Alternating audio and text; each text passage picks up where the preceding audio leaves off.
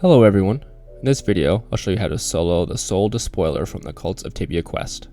My previous video on this boss shows how to gain access and what it is like as a team, but this video will be focusing on the solo strategy.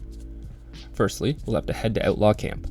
If you have the shortcut, you can take the green earth portal north of Thias in the Forgotten Knowledge quest, or just walk there as normal. Once you arrive in Outlaw Camp, you'll head to the south, and head south down a ladder inside a small building. Once you go down the ladder, you'll pass through a water vortex, go to the south and down a hole, then up the rope hole to the south. You'll now be in the Misguided camp. You'll have to continue through these caves till you enter an underground structure. At the southern part of this spawn will be an energy wall that you can pass, assuming you've done the access. Through the teleport is the boss fight. This boss can be soloed under level 400, but I'd probably recommend at least around 400 for it to go smoothly, consistently. The first phase, you must defeat the Sinister Hermit. When his robes are yellow, he takes almost no damage. You must keep an eye out for the orange text splash, which will appear when a geyser activates. You must lure the boss onto the geyser, and as soon as you do damage to him while on a geyser, his robes will switch to blue. In this form, he is more vulnerable to damage, so you'll actually be able to pick away at his HP. Also, every time the Sinister Hermit switches to his blue form, he will summon 2 Vermin Swarms. It is not as important when you're doing this boss as a team, but if you're a solo, you want to try to limit the amount of times the boss changes forms.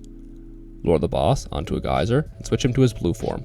You want to kill the Vermin Swarms that spawn, but assuming you do things correctly, you shouldn't have to kill too many more. You want to keep the boss in his vulnerable form. When you lure him onto a geyser, target the boss and attack with your highest damage. For example, Grand Khan if you're a paladin.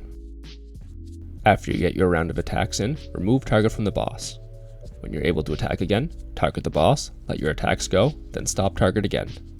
If you keep doing this strategy, it will limit the amount of form changes the boss has and allow you to just focus on damage. Depending on how fast you get the Sinister Hermit onto the geyser, you should be able to get 2 to 3 rounds of attacks in before the geyser goes away. The reason you want to remove your target after each attack is because the Sinister Hermit steps off the geysers often. If you keep your focus on the boss, your auto attacks will cause his form to change a lot more than necessary. My attempts, when I did not remove the target after each attack, were a lot more messy and took longer. I often got trapped with many Vermin Swarms, and the fight ended up taking 2 to 3 minutes longer than if I just removed target after each attack, so I recommend this strategy.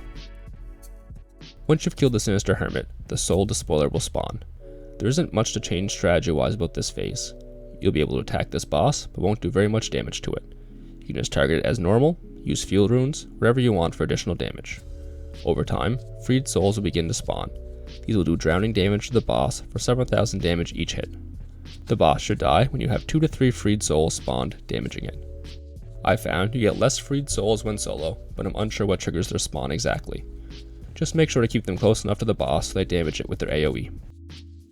The Souldespoiler is in the Archfoe category, which means you will get 100 boss points total for 60 kills. This isn't a very popular boss, but if you want the additional boss points, you can solo it if you follow this strategy. Hopefully, this video helps unlock the Souldespoiler in your Bosstiary. If you found this video helpful, please like, subscribe, leave a comment below. Thanks for watching, and happy hunting.